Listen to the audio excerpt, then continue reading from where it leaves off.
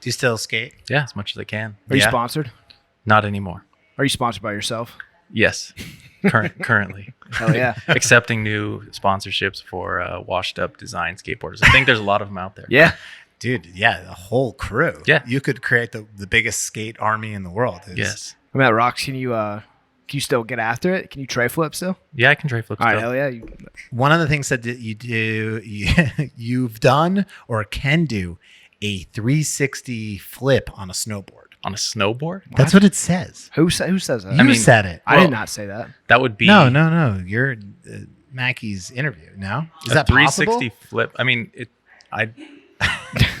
usually if you flip and spin, Yeah. you end up doing at least what they would qualify as a 540. Oh, sorry. This is a skateboard. So that's what he just asked. Okay. A tray flip is a 360 All right. flip. Okay. 360 We're showing flip. our I have- novice introductory. I can knowledge. do like a McTwist on a snowboard, which is Okay. a 540 and a front flip, or Pretty a sweet. rodeo, which is a back flip and a 540. Okay, that's fucking Damn. sick. You're still nice like that? I have not snowboarded since before COVID. Okay. Really? What's holding you back? I left all my gear at my friend's house in Denver. And just too lazy to pick it up. Yep. And I've just been surfing in the winter as Okay. much as I can. And so I haven't been making time for snowboarding. Well, I mean, Denver's not a bad place to have it. You know, Yeah. It's close. Close to the mountains, not close to here. But Well, quick flight. How do you rank them? Snowboarding, skateboarding, surfing. I surf the most. Okay. Probably put the most effort towards that now, but I Yeah. started that last. I think surfing would be the most fun thing to be really good at. That seems pretty cool, especially because of the locales, you know? Everything. It's also like you definitely can do it till you die. That's a lot like graphic design. Yes. Quite similar in that way.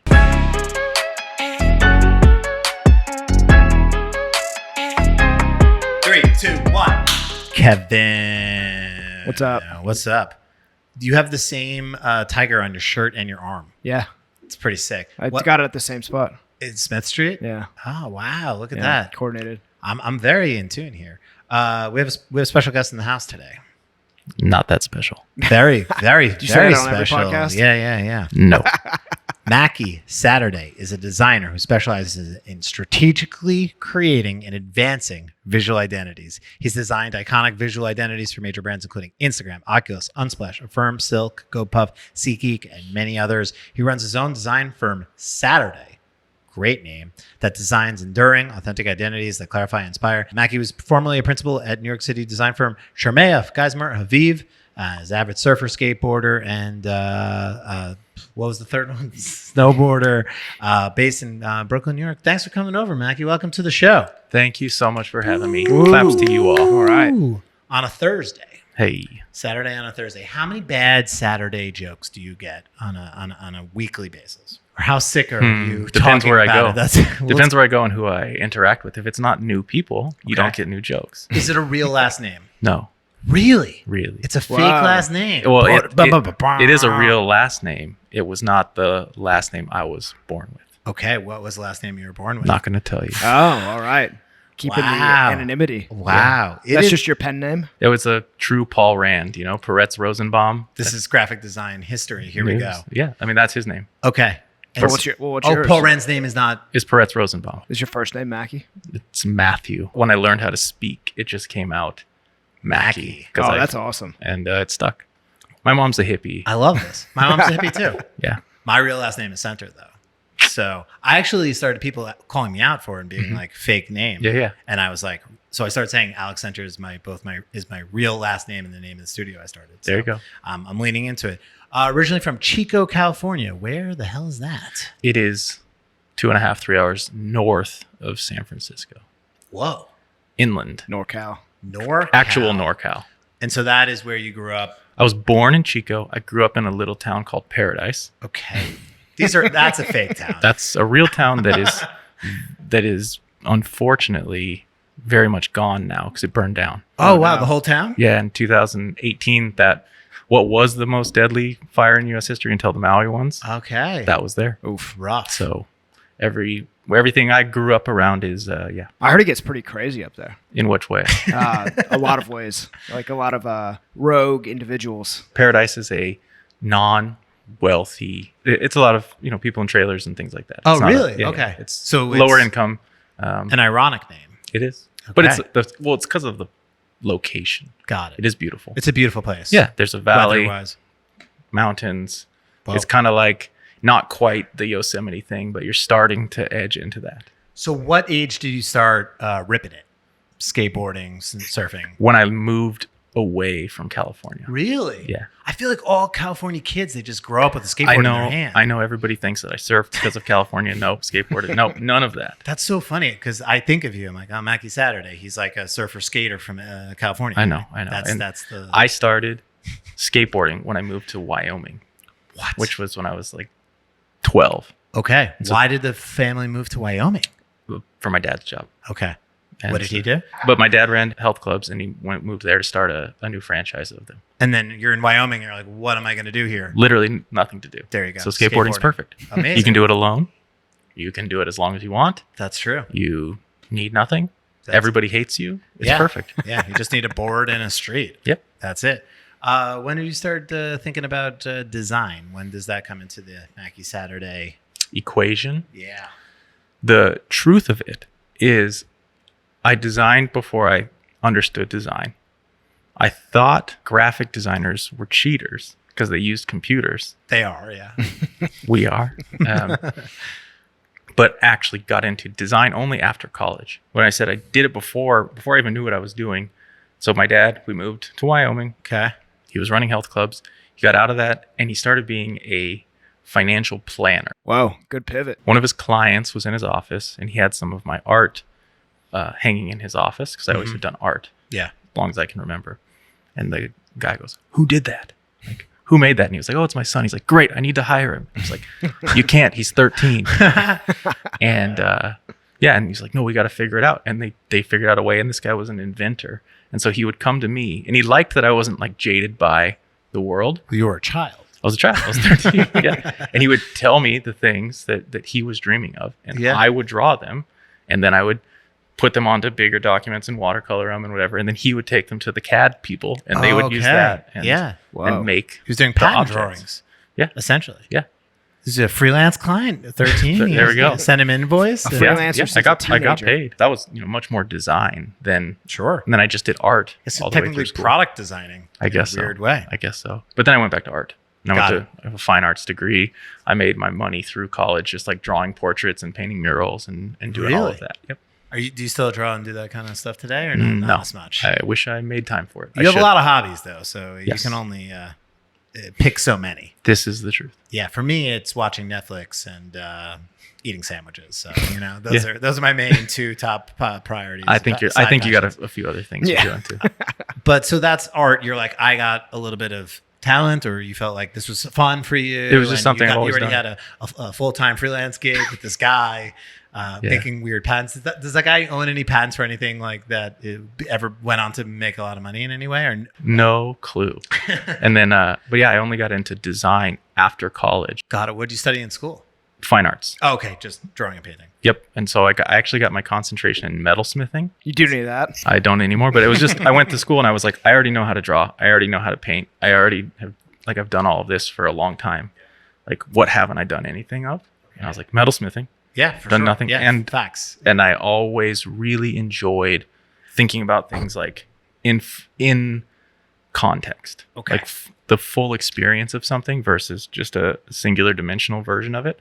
So that fit. And I was like, well, I'm here. I want to learn new things. Yeah. Let's do that. And so then I did that. My senior thesis was all mixed media stuff. I built canvases. So they were dimensional, painted them, did some like raised metal and put interactive pieces on it. And so Cool. it was like wall sculpture kind of stuff. You and I are about the same age, so we're both washed. We can admit it. Yeah. I always like to talk about how when I went to college and I also studied art, that design was not something I was even aware existed. Yeah. Until my sophomore year, because I had to pick a major, and so the choices were like communication design or computer art or other, metal smithing, which I don't think they offered, but like, and I just like was looking through the options, Yeah. and there was like graphic designer, logo works with brands, brochures, and things like that. And I was like, Interesting. oh, interesting.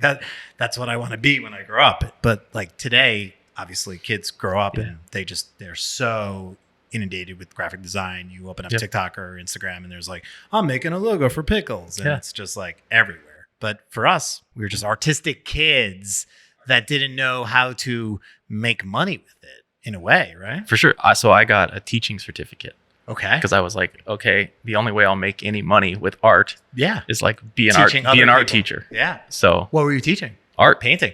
I- Just art. Yeah. Generally art. I taught at a middle school for 1 academic year. Was that like your first job? Yeah, straight. I got hired while I was still in school. Amazing. And you were just teaching kids everything. making things. Yep. Cool. So I taught middle and high school at a charter school. Did you enjoy No, that? but it was exactly what I expected it to be. I wasn't surprised. Yeah. Like I went to school. I did all of my whatever teaching while I was there. It was exactly what it was, but I was very, very bored. And I felt like I was doing a disservice to the kids. Like, to Oh, be fair. really? Yeah. Cause I was like, I don't love this. And there's people that love this. Like Yeah. there's people that they live for being a teacher. Have you done teaching at all since in your sort of later years? Yeah.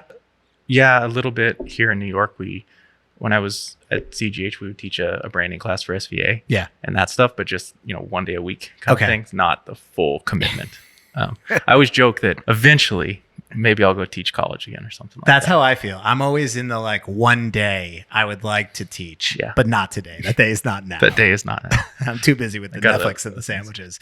And you surfing, skating, snowboarding, and I felt like it was a disservice to the kids, and I felt like I wasn't doing what I was supposed to do. Like I had so much more that I wanted to do with my time and intention and efforts, okay. and that wasn't going to happen. What did you do next? I started designing Yeah. inadvertently, Okay. but for skateboard brands, Makes sense. snowboard brands, friends that were there, things I knew. Yeah. And so I just took a skill like, oh, I can draw. Mm-hmm. I was like, how do you get that onto a skateboard, right? How do Yeah. you get that onto a t-shirt? So taught myself the programs, figured it out, learned Photoshop, learned Illustrator, and started that way. And pretty quickly pivoted that into doing some web design Okay. because I was like, you got to make money, and nobody's paying for very much for t-shirts. Is this 2010? Is this like 2000, 2012? 2008, 2008. Okay. Yeah. straight out of school. Yeah. Just making t-shirts. Yeah. And then met a friend. He knew how to code. Okay. So we made websites. I learned Flash. Oh, yeah. Remember Yeah. that world? We did a few websites. Yeah. And in that, though, I got a chance to meet with these businesses, and I'd be like, hey, you want us to do the site, but like all of your communication sucks. Yeah. It's like, can we redo the logo? Can we do this? And pretty quickly, like sub 1 year, I realized that was really what I wanted to do. Got it. And you're like, this is my future. This is my path. This is where I'm going. Yep. How long did you do that sort of freelance Mackey Saturday Like a year. available for hire? 1 year. Yeah. And then from there, Okay, I'm honing in, and this is Okay. going to be a business that's focused on brand. so that's the start of your independent practice. Yep. And so that's been 15 years. Yeah. And It's crazy. Yeah. And Obama's the president. Life is good. Obama's- You're like, okay, I'm just making design for skateboarding companies, surf At that point, it companies, was and like then- anybody, it was just who would yeah, hire me, Yeah. who would let me do it, and treat everybody like they're the most important client that's ever existed. Because yeah, they you are. don't, and you don't know who their aunt is, who they're going to talk to, who whatever. Like the word of mouth, especially at that point in time, and your reputation to this day, it's still all you have. I mean, I totally relate to that because I think even today when people, I talk to them about a project and it's like, to me, it's like, it's not just an assignment. It's like, Right. I'm just getting started. It's the most important thing I could ever do is Yeah. because it could lead to this other thing. And that's how you have to think about it. Yeah. And I hope that never goes away. So how long did you like have that practice? Did you start to hire other people? Did you start to work with bigger brands? Like, how does that sort of evolve over that time? So yeah, I hired an intern, Mm-hmm. and that was like my first, employee, and that was more of a learning experience for me than for them, I'm sure. Yeah. As I'm sure you can attest to also when you hire somebody. That's right. Kevin was my intern at some point. But Yeah. but who was the first employee? Pete, he still works here, and he was he's not behind the wall, but That's awesome. he was the first. So he's got the good stories. He does. I always say he knows where the bodies are hidden. Yeah. And so that, and then a few more. And when did the big brands come? Some of the snowboard stuff I was doing was for big brands. At that, like, it was the K2, that from skiing, right? And those kind of things. And I went out to San Francisco actually in 2011. Yeah, early 2011. My friend Benny was opening a new shop. He had Benny Gold, if you know. I was going to say yeah. Benny Gold, the famous. Yeah. Benny Gold. So my friend Benny, he was moving shops. And so he was going to open a new store on 16th Street, which was just becoming this up and coming kind of corridor in the Mission. And I went out there, helped him while he was opening that, meaning like I would just show up and just try to be a friend. And he had introduced me to the guys at Deluxe, the skate brand. So it's like Anti-Hero, Real, Crooked, all of those brands.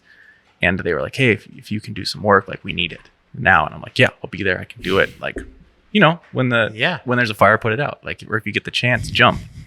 And so I was there. I was doing that stuff during the day, hang out with him. So those were big brands to me.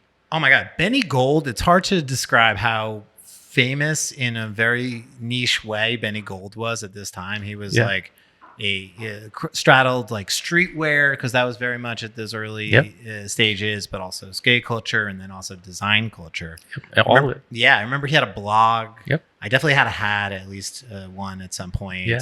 And yeah, it was, I haven't heard the name in a while. Yeah. He's done a lot. I mean, he closed down the brand and then he joined Goodby Silverstein, and now he started the brand up again, but he's still helping out there.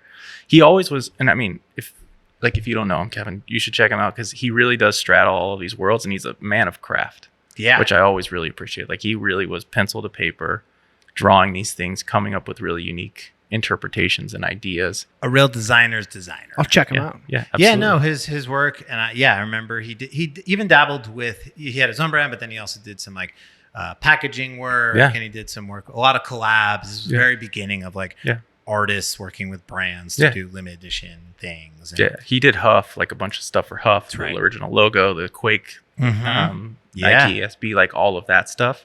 And then that's what catapulted his personal brand. A legend of the game. Yep. And so did you move to San Francisco? Were you living out there? Just for a small period of time. I was living out there in a horrible studio apartment above a club. Like, if people know San Francisco, like 16th between Mission and Van Ness, across from the BART stop there, it's still not a place you really want to be. But it got me there and got me into doing some of that work and just being around people that I really cared and respected. I also got engaged at that point in time. Nice. And that was like, okay, so I'm not going to stay here. I'm going back to Colorado. Okay. There was a lot of things that happened at that point in time. Yeah. How did you start working with like Instagram, Oculus? Because you have a run of projects that are just now the some of the most iconic brands in tech. I met with Kevin. Kevin's the founder and CEO of Instagram. System. Around that time, maybe that same year, 2011, it might have been that time. Actually, it was. I met with him that time. Yeah, I remember piecing it all back together. And they didn't even have any designers at that point in time. Yeah. He was on Dribbble, and he posted like the original glyph that he had made himself on there. He's got a great eye and good skills. Like, he learned how to build that in Photoshop. He designed the whole original app himself. It's crazy that Instagram is just an app where you can put filters on photos, and it became what it is. Like, well, it was a bigger thing. It was called Bourbon, and it was like this whole check-in app. And Bourbon?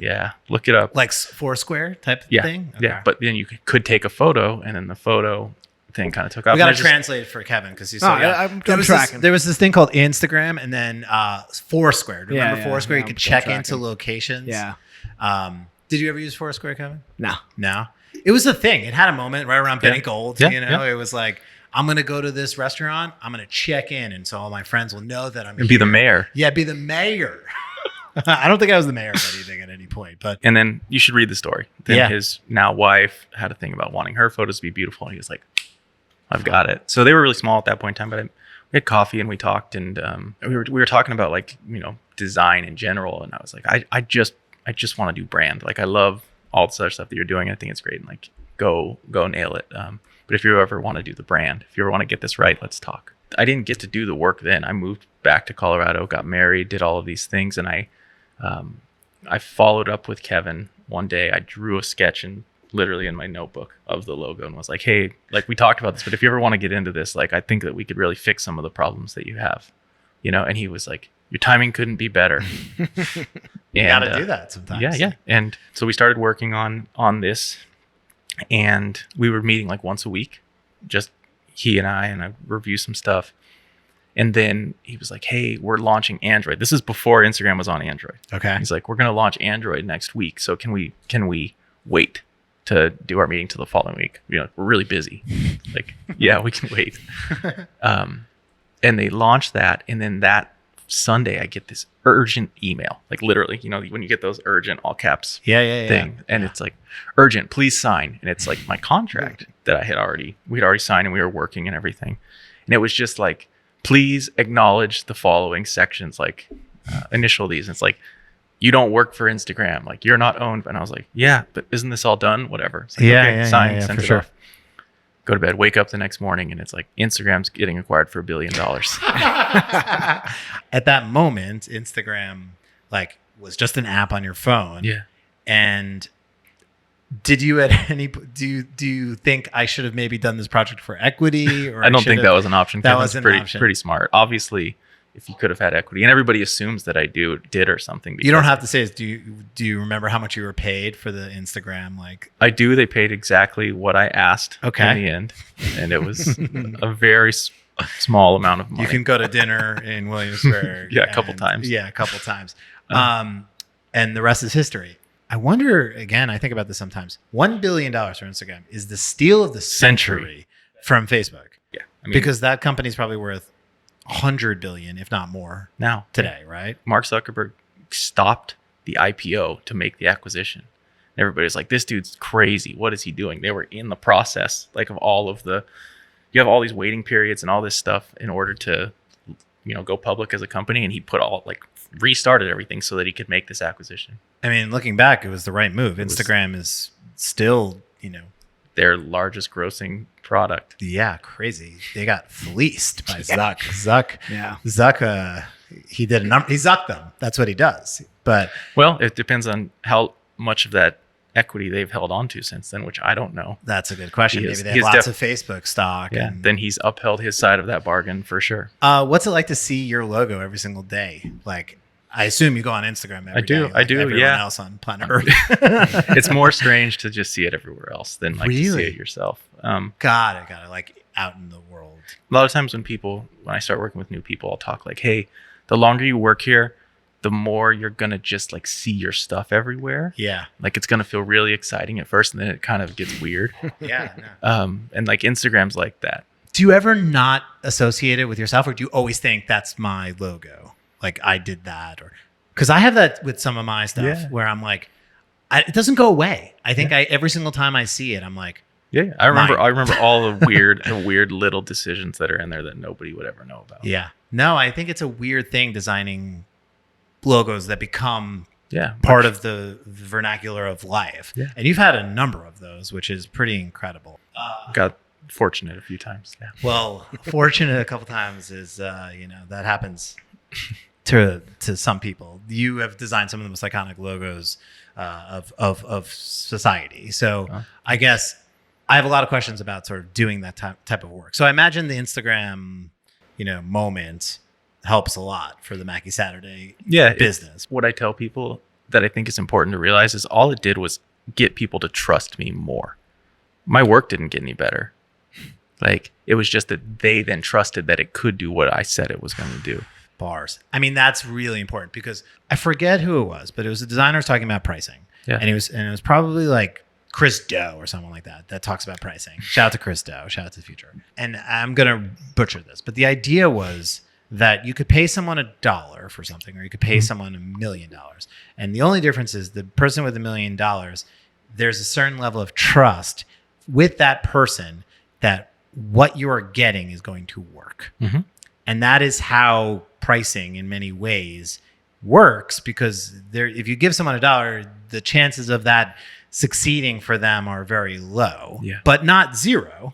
It could turn into $1 billion. Could be company. The Nike swoosh. It could be the Nike $35. swoosh. It can be. But if you give someone $1 million, they're putting, there's a much higher likelihood that will do what it needs to do. That you would hope. You would hope. I don't know how true that Correct. remains to be, as we know from a lot of large agencies. But Yes. that's because I think of lack of transparency in terms of who's working on things and Correct. all of that. But if you know who you're working with, Correct. you have that trust. Your proof point of saying I have a logo and a brand that is now a $100 billion company Yeah. allows you to say, do you want to be the next $100 billion company? I don't say that, but Not that you would say that, but that idea. yeah, of we're gonna someone looking make for that. yeah, we're gonna make something that's able to do that and to change as much as Instagram has changed or as these other brands have changed, and still hold true to a certain nuance and essence Yes. that's not tied to a trend or tied to a time or a Yes. product feature. Also, they have to do their job, which is make the Make a great company. Yeah, make a great. Which is another part of design that doesn't get talked about enough. Which is you can only do so much. For sure, you can do 100 good logos, and however many of them are great companies are the only ones people will know. I always say you can build a great company with bad design, or Yeah. you can have a tremendous company or a great design in a terrible company. Mhm. And some of my favorite designs are like Sriracha or something, where it's like that's just the best. It's not particularly great design, Yeah. but it's It's also not a great business. The Yeah, guy has intentionally made it not a good business. He's kept it very he small. can't seem to keep his supply under control. The peppers. Right. So From there, you now have this, kind of, this win under your belt. mhm. How soon after does Oculus? That must be many years later. So what comes after that? Not that many years. And what's Okay. funny is that didn't come through Instagram. That was pre-Facebook, in some which way was- makes Which is sense. weird. No, they had got acquired. They had Mhm. just been acquired, and then they needed the work done because they literally were using a drawing of an eye for their logo. Well, because they made it as a Kickstarter thing and it just Yeah. blew up and they never changed it, and so they needed something they could trademark. Yeah, so that was a totally separate thing. Yeah. Totally weird, different story. And so a lot of your designs, I will say, are iconic, and they're crafted in a way that is least design possible, I would say, or the idea of simplicity Yeah. and iconic marks. It may be least elements possible, but not least design possible. That's fair. At least most design necessary. Least. I guess what I'm trying to say is there's a simplicity to Yeah. your work that I think comes through in everything that you do, and I think you have this rare skill that I like to say. Fuck! How did he get that approved? Thank you. Yeah, That's which- the greatest compliment. It's a huge Look, I'll compliment. sit well in the seat. So now that I have you here in a room with a microphone, yeah, bash me, go. no, how do you get how do you do it? It's a combination of trust, I imagine. Yes. And then what else? What are the other Mackey Saturday ingredients for Sure. selling simplistic, brilliant identities to clients? Selling is the last part and the least important. A lot of people are good at that, Yes. and you can train yourself to be good at that, and it can hurt you because you can get so good at selling anything that then you can trick yourself into getting bad design into the world because you can get people to say yes. Getting what I would hope in terms of a solution, something elegantly simple but Yes. distinct, is only possible with a deep understanding of the client and where they need to go. So it's not just, hey, answer these questions, here's a series of things. It really is in these conversations and like seeing into someone's soul, not reading information on a page, and how they respond to the questions and the little nuances and the way that they light up at something or that they shy away from something. It's not what they say, it's how they say it, and interpreting that into something that they can then understand to help them see that this very simple mark is a representation of those feelings, emotions, ideas, personality traits, characteristics, nuances that they love, giving them a clear path to that. That's how you get those into the world. Damn. It sounds easy. But you're right. Like, you can't sell in something that doesn't work without it working. I mean, a lot of people do. Yeah, You- of you- course. And but that is a way that lots of to your point, bad design makes it to the world. Yeah. But you have to. it's like irresponsibility. And so I want things. They only, like we said kind of in the beginning or maybe before this, we were saying it's just your reputation. It's your integrity. Sure. And so if the work doesn't have integrity, it doesn't last. So a lot of your work is logo based. Yeah. How many logos do you pitch to a client on an average project? 5. 5. It's average. Yeah. So someone comes in, they're building a new type of motorboat. We did a boat. Yeah. That's I remember it. That's why it was sick. What's it called? What's the name of the brand? ARC. ARC. ARC. ARC And boat it's- company. Electric boats. Yeah, an electric boat company's got an incredible logo. Thanks. They come to you and you're like, they have what? Just a name or nothing? They had a name. Okay. That was it. They didn't have a boat. They didn't have. They were like, Quite literally. we built rockets. Now we're going to build boats. And I was Quite like, literally, they're building the boat while they're building the boat. Yes. Okay. Yes. And so you are going in and you're like, okay, sign the deal. We're going to do this electric boat company. Yeah. You come into the first meeting, 5 logos. So, the first presentation, or what do you mean? First presentation. Yeah. 5 logos. 5 logos. And that's not a formula. That's just we only present things that absolutely can work, that have been tested to work, are proven to work, and represent a range of personalities that are all appropriate for what this needs to communicate, but are distinctly different. If they don't have a reason for being, they're not there. And and there is never a promised number. And there's a variety. You're showing Yeah. a range. Yeah. You try to show different ideas executed at the same Absolutely. craft and level. Yeah. What happens before that presentation? Yes, in terms of All of the actual work. research, Yeah. strategy. Okay, research, strategy, audit, all of that Yep. up front. We got to know what we're dealing with. Yeah. So you've got to have a really clear understanding of like what and why does this need to happen. Yes. Obviously all the functional requirements, obviously all of that stuff. But then that real 0 to 1, the magic, the stuff Yeah. that's really hard to quantify that you can't always teach, is that creative exploration of what are these key ideas? What are the things that we have gotten from the interviews up front? What are the most important moments, the most important things that need to be conveyed to the world? How do we get that into a visual? Got it. What's something that pertains to that? What's something that we can make a case and that people might understand naturally ties to these ideas? Feelings Mhm. that you want your. Yeah. The worst thing you could do is ask somebody what the logo should be. Well, we that- don't want yeah. them to tell us what object Well, it should be. they never would know. Right. Otherwise, they wouldn't have hired you. Well, you hope so.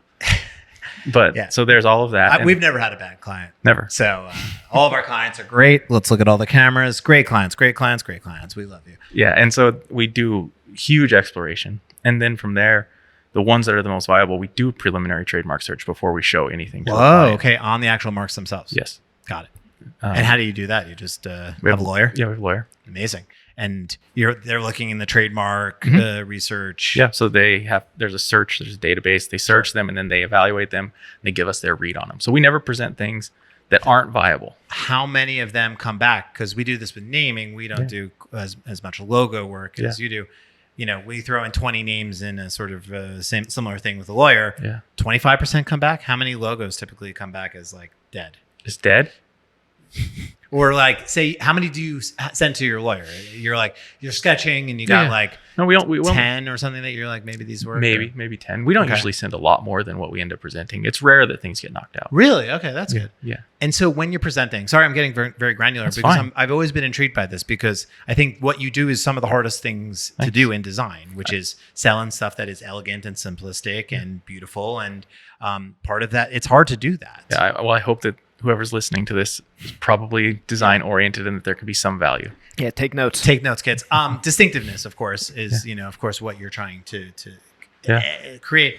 How do you? So in that presentation, how much of brand world are you showing to go with it, or is it really just kind of like here's your mark and here is it flexed in applications? Depends on the client and Okay. the criticality of that. So when you say like brand world, kind of like the visual language, the supporting elements, Correct. the other things, like we always will do the physical world and evolutions of that. So showing the company where they are today to where they could go, Okay. and not outrageous things. Like I've seen some presentations where people just do, ridiculous things. We try to be like within viable range of what they're going to do and really think about like, oh, if they had a corporate headquarters, what would that look like? Sure. So it's all tied together. But then the supporting graphics that might go with that, if it's a packaging project or food and beverage thing, like you need more of that for them to be able to judge. See how it's gonna.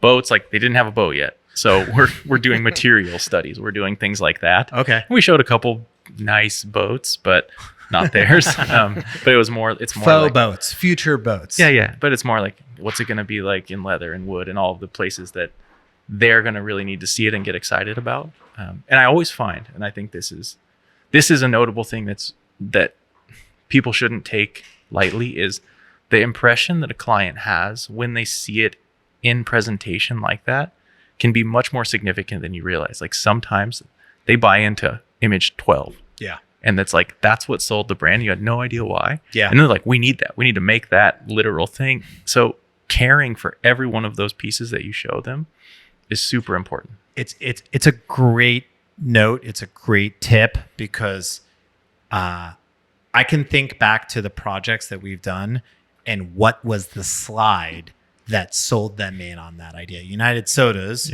a very simple and elegant, sort of undesigned design approach.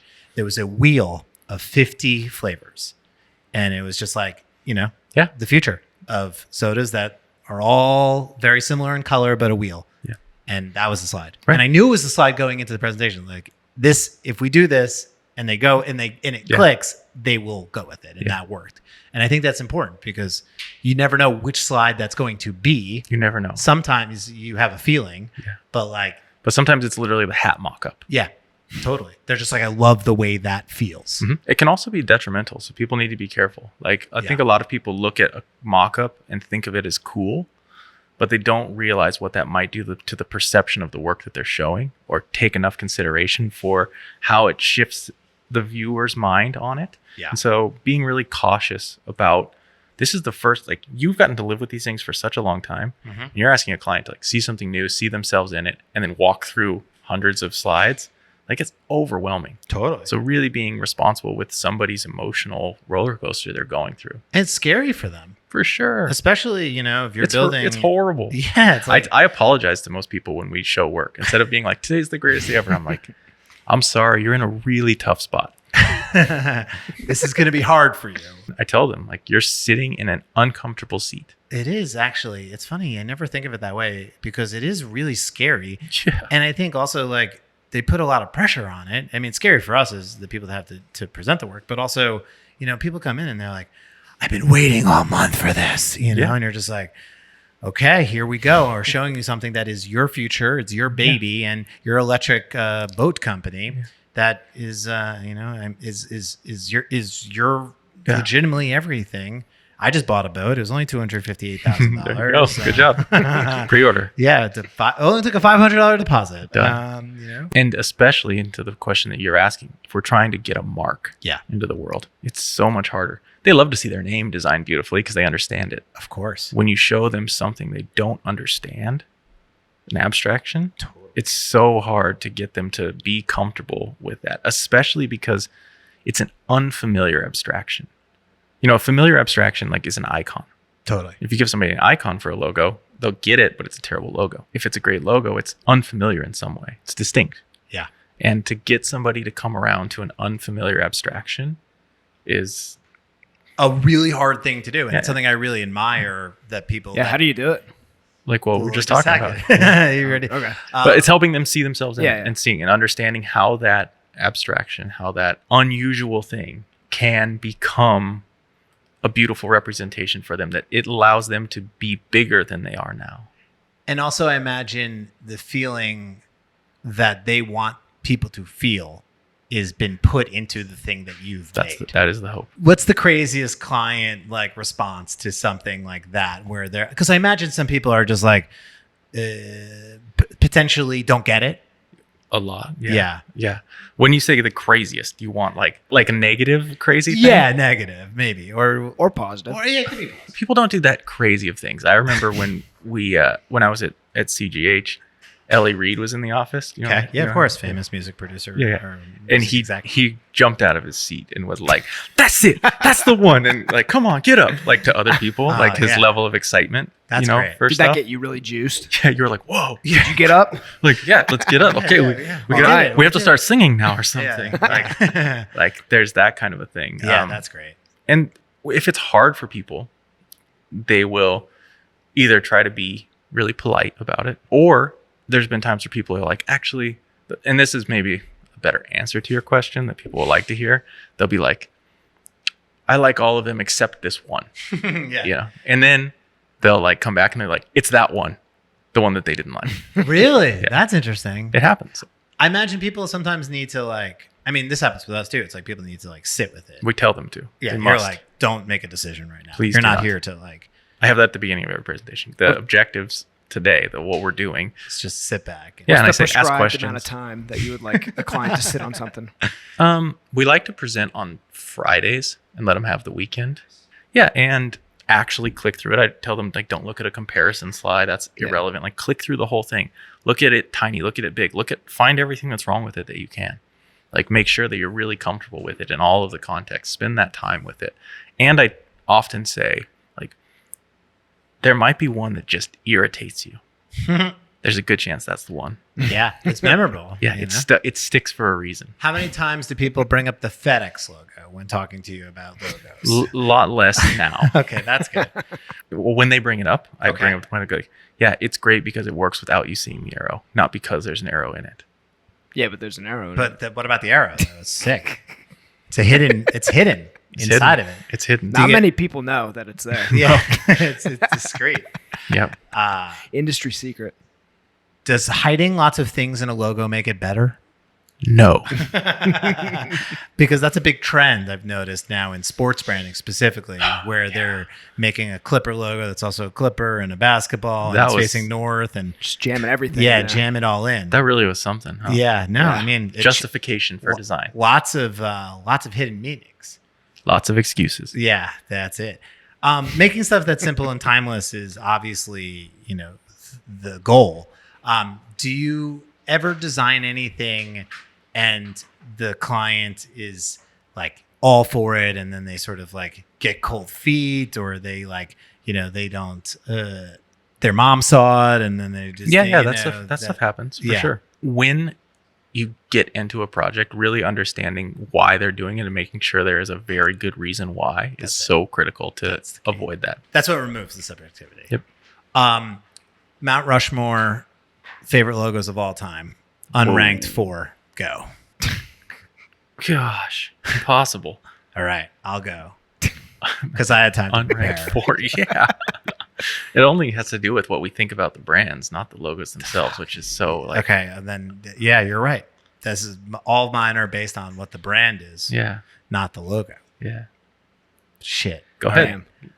It's getting deep. You already committed to it. I already committed. Yeah, come on. It's Fire away. it's Nike, it's Apple, it's the Olympic Games rings, Yeah, and then I went IBM. I don't know why. nice. I think that was my Mount Rushmore. Yeah, I mean, how many of those, if they got hung up in the wall here, would you already be like, kill "Oh, before they with the lines, that shit, get that out of or here. the Apple would be like, come on, it's the freaking name. Like, Yeah, it's just an apple with a bite. Yeah. You're right. Those are all based on how my honorable mentions were McDonald's and Coca-Cola. Well, I think IBM is probably your like designer side. I don't think regular people like that logo. or would That's think of totally it as, fair. like- Totally fair.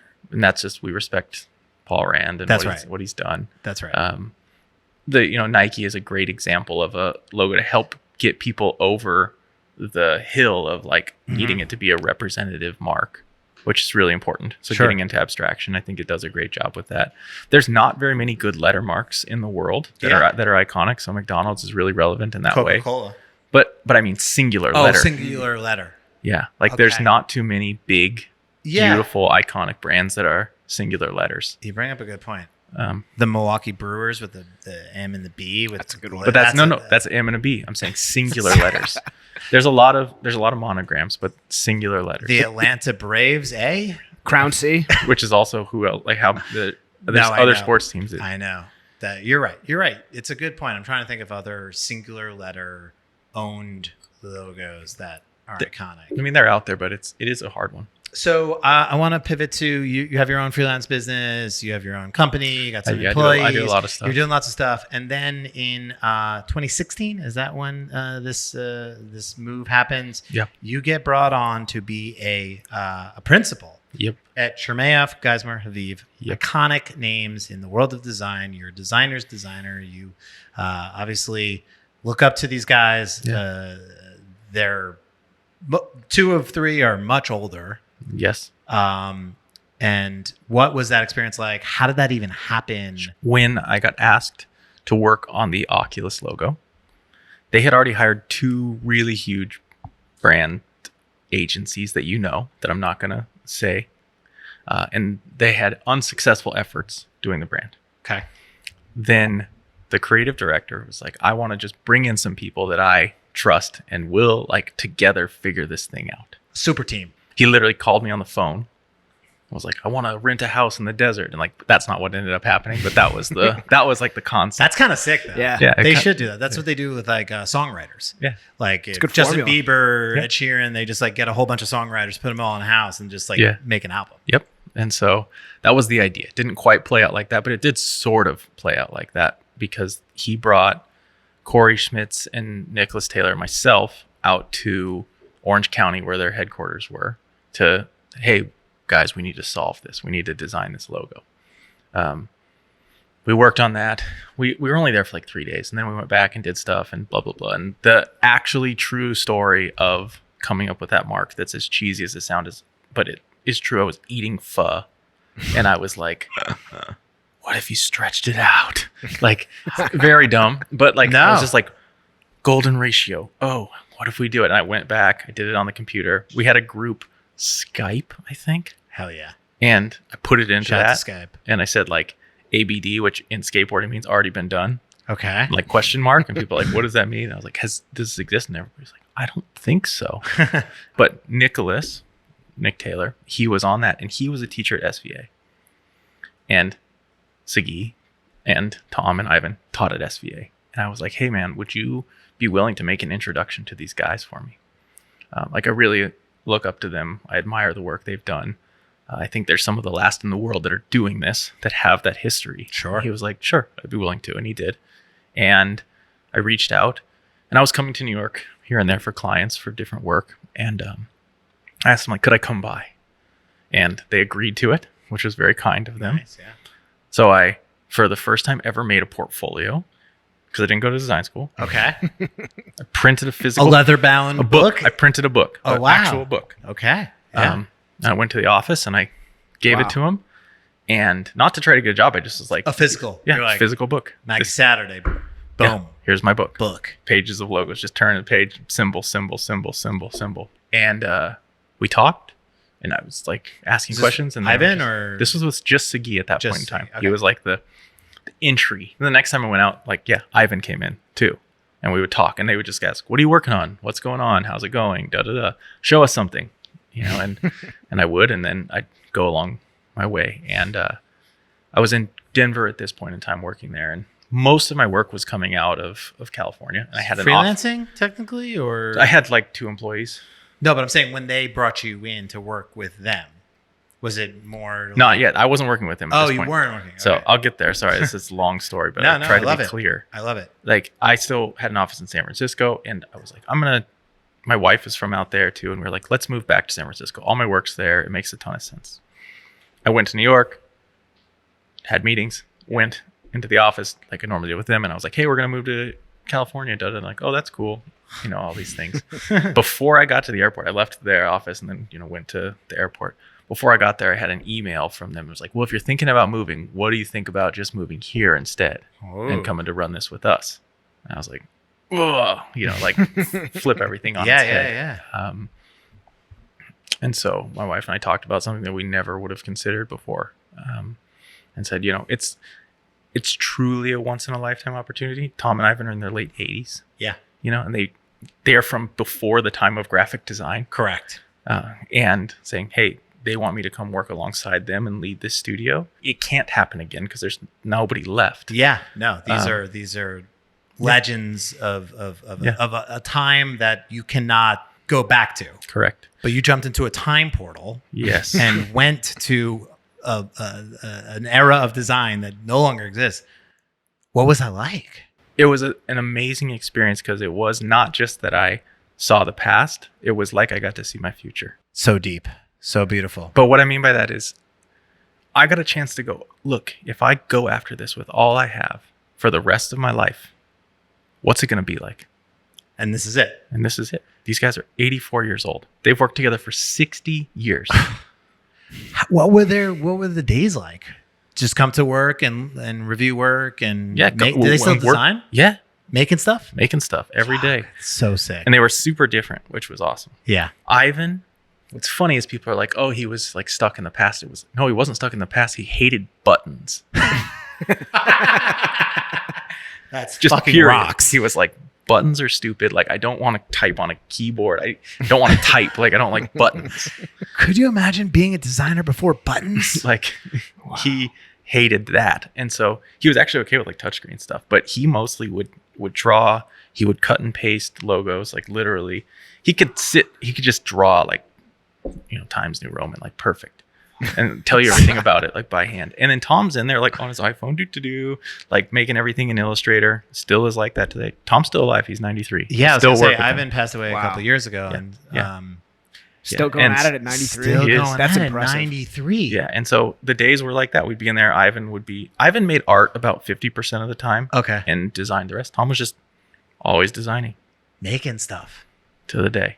And then Siggy is Siggy's, yeah. How old is Siggy? Like probably a He is little bit 50. older than us? Yeah. he's 11 years older than me. Got it. And so he is, he's the spry chicken around there making stuff. Yeah. And so the days were, we literally all collaborated and worked together every day. Fuck. Like every project everyone was working on kind of thing? Yep. All of us together. Amazing. So what were the projects that you were like happening at that time while you were there? Because there's some pretty iconic ones. Yeah. And, We just finished. one I'd like to talk to you about. Okay. I don't know if you're involved with it, but I'm curious. Okay. Do you want me to say ones or do you want to ask first? No. Which ones did you work on? I worked on a lot of stuff. Like right when I got there, we were finishing up Yoshinoya, if you know that, the food brand. Mm-hmm. And so that was like one of the first things I did was fix that bowl with Yep. the Y in it. Mm-hmm. A big one that we got into not long after was the US Open. That's the one I want to talk to you about. I'd love to talk to you about that. We did Animal Planet while I was there, Yeah. which was a lot of fun. Started on Royal Caribbean, did Dominion Energy, did Hitco with L.A. Reid, his record label. He jumped on the couch. Yeah, Said, "You guys not the did couch, it." but jumped up. Yeah, it was good. Yeah. There were other ones, and I feel bad that we did the split for Xerox when they started Conduent, which was an interesting thing. But we got to work with Randy Golden, who was Paul Rand's like assistant for all these years, so we got all this crazy Paul Rand knowledge. Cool. And then You I loved it. still work with them, Amazing. so they still have me on the side. I as was a going to say, principal. you're still on the website. Yeah, as a principal. So how does that work? Like I said, I do a lot of things, so we still So secretive. I like it. I do Yeah. a lot of things. we still work together. Which is amazing. Siggy and I were just in LA like a week ago for Cool. a presentation. Amazing. So you're still involved. Yeah. But you have your own thing on the side. Yep. That's your thing. And that's my primary. Got it. And I'm there. I work with them on projects where my experience is relevant and helpful. Cool. So I still get to work with Tom, who's 93 and legit still works. That's amazing. Wow. It's unbelievable. So I have a confession. yes. I didn't like the US Open logo because I'm New Yorker. You wanted that burning flag. I wanted you the hate burning. patriotism. Yeah, exactly. I wanted, the burning ball, which was bad design, but it's one of those things that you just kind of, Yeah. you grew up with it. It's a certain aesthetic. It's a certain way. And Yeah. the new one is, it was quite a departure. It in was many ways. It was only in the middle if you would have seen the whole spectrum. It was only, there was a walk, jog, run situation, Yeah, and this was yeah, the jog. Yeah. And so when it came out, I think I was, I don't know. I was not ready for the change, and I didn't feel like it was. I was wrong, and I'm gonna put it up, hand up, admit it. I think it was like, when did that new logo come into sort of 2017, I believe, or 2018. Got it. So it's only been like 7 or 8 years or so. And it took me 5. It took me like 5 full years to be like, you know what, Alex, you're wrong. That's a great logo. It works really well. And now it's like the coolest hat to own. You see them everywhere. Yeah. That's what I'm saying, that like the Subway thing. It's like, there's the Instagram logo. There's the US Open logo. There's this logo. There's like, they're all around you. And it works really well. Like it is simple. It still has the energy and the motion. Yeah. And that italic type is, Yeah, we did a whole custom typeface for that. We don't like bring it up. Yeah. But we did. We worked with Kyle Reed. He's a cool guy out of Denver. And I designed it all, but he did all the dev on it. Yeah. So if you go out to the stadium and everything, you walk around and there's signs everywhere. It's all in that custom type. We did Arthur Ashe Stadium too. Oh, really? Before that. Yeah. Yeah. Do you watch tennis? Do you watch? I admittedly am I'm not a big tennis fan. I think it's the skateboarder side of me. Yeah, It's like no, the no, most no, no. opposite. It's Yeah. not I think very it's core. I think it's weird that there's like child labor and they compete for it. Oh, the kids that run around. Yeah, and get on their knees and lay down like, don't look at me. Yeah, Like, I'm yeah. gonna throw sweaty Yeah, towels that's at pretty you. weird. Yeah, those kids come from a lot of privilege just to get that opportunity to run around and sort of grab those balls quickly. But no, I mean it's a testament to the sort of to your point about seeing the future and like the longevity of marks and how putting great design out into the world, even if it's hard to take, or it feels like something that maybe you don't get right away. Yeah. It's not about that. It's about 10 years from now. And I guess now it's almost 10 years with this mark, and it's now, I guess it's coming into form in a way that I think is really fascinating. Yeah, and those guys, they have done it for so long, they can see it and they know it. But a funny story with that logo amazing. that you probably won't hear many places is, I mean, Sagi loves tennis. Yeah. Loves it. Yeah. Which is awesome. So he was so excited for this project. I mean, it's a dream project. It was when we were doing the project, that was the first vacation I took working there. And I went to Barcelona, I went skateboarding, did that stuff. And I came back and his desk was like, which is this big, just covered in drawings, and then he had up on the screen, like his logos that he thought were the best ones. He's like, I think we're going to do this, da, da, da, da. And we were looking at it and sitting there. And I looked on his desk and I was like, what about this one? And I picked up, he's like, you like that one? And I was like, yeah, I think it's great. And he was like, Ivan. And Ivan was walking around. Ivan comes in. He's like, what do you think? He goes, oh, that's great. Like, Ivan, he's like, huh, okay. So we pulled up and then that's the logo. It's a great story. And that was the thing there. Everybody was in service of whatever was the best design. And that was it. I watched Ivan like fight for things, like his life depended on it. And then somebody would present something better, and that was garbage. He was there. And it didn't matter who did it. Nothing mattered. Wow. Like, Yeah. That's That's awesome. that's a beautiful thing. And I think I think about that a lot, actually, because what we do is very selfless, and you have to be willing to put the work above yourself. absolutely. And there's a lot of people that struggle to do that, Yeah. And I was watching him do it at 85. which is unbelievable. And he's an absolute legend and has all the right to be like, but I think this and you think that, in my opinion, this, but it's not, it doesn't work like that. No.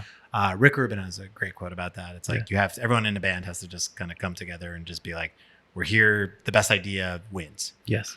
And that's how it is there. Yeah. Those guys, I mean, I learned a lot from just being around those guys. It was more about, if anything, they taught me, hey, everything you already did naturally was right. Just keep doing that. Yeah. And here's all the things about life that you could learn. What a beautiful cosign, or like for your own confidence and your own Yeah, sort of it was crazy. and I imagine it pointed the future to what you said earlier, which is like, this is who I am and this is what I want to do for the rest of my life. Yeah. I mean, I was there. I was taking that. We did a book for their 60-year anniversary. Yes. Beautiful book. Order, right? Yeah. Design. Yep. And we were doing the covers, and Ivan was in the hospital, like at his last days, and he just wanted to keep working. Like, that's what he loved. And so I have photos of me that his brother took in the hospital with him with the cover of the book, and we were working on it, like, and had the US Open logo on it, but it wasn't released yet. Oh my And God.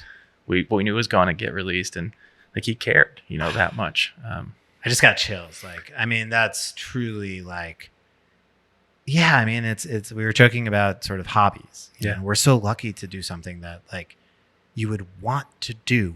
That's a job to the day that you die. Yeah. And I know you and I both share that, where we're like, I always joke in the studio, I want to be approving my tombstone, Yeah. and in the hospital. And it's like, yeah, that's what it's about. Like, it's about this thing that we all love to do and that we get to do. Yep. And so we got to appreciate it and do it the right way and make the world better than how we found it. Yeah. And treat all of our clients and everyone that we come across. And Mackey, you're one of those guys. It's kind of you. Yeah. Saturday is so now Saturday. It sounds like this has just been always happening. Yeah. Always happening. So, but you have a place, you have a team. Yeah, of I've got a people? team. There's 6 of us. Amazing. 7 of us. And every day come in, Yeah. stuff on the walls, making stuff. Yeah, built out of space, focused on collaborating. Like, that's the idea. We put up, literal pin up, built the walls with it in it so that you can put the work on the walls and live with it and breathe it. we have no corners on the desk. So the sweatshop guys, they designed it all for us. And so all of the desks weave. So there's no corners, so that you can slide around all the corners and collaborate. That was always the idea. Like, Wow. I'm with you, you're with me. Like, yeah, you have a space, but we can always keep moving. And then there's a stand-up working area that runs the whole length of the office, because I appreciate the stand-up, sit down, but also, like, as a creative, just moving changes who you are. So, like, you want to stand up, here's this place to stand, here's a soft spot over here, here's that. Like, a fluid work environment. Amazing. I Right want to on. come check it out. Yeah. Before we get out of here, anything you want to promote, or do you want people to come find you now? Just Good design, promote good design. just promoting good design. Work-life balance. You want to promote that? You only have one life.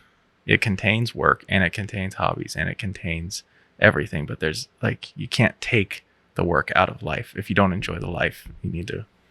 Yeah. So how do you enjoy Reconfigure life? That's What do you do to enjoy life? I work, Yeah. I skate, I snowboard, I Yeah. work out, spend time with friends, spend time with people that matter. My wife. Try to do as much volunteering or selfless things as you can. Like, make time for the things in the world that matter. You know, care a lot about the stuff that you can control, and, like, let everything else go. It's beautiful. Control the controllables, baby. Yeah.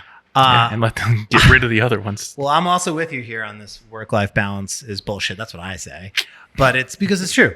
For we're lucky though, because our work is a major part of our life, and to me, it's not a either or situation. Yeah. And it makes my life much more fulfilled, as does other things. Work is magic if you think about it.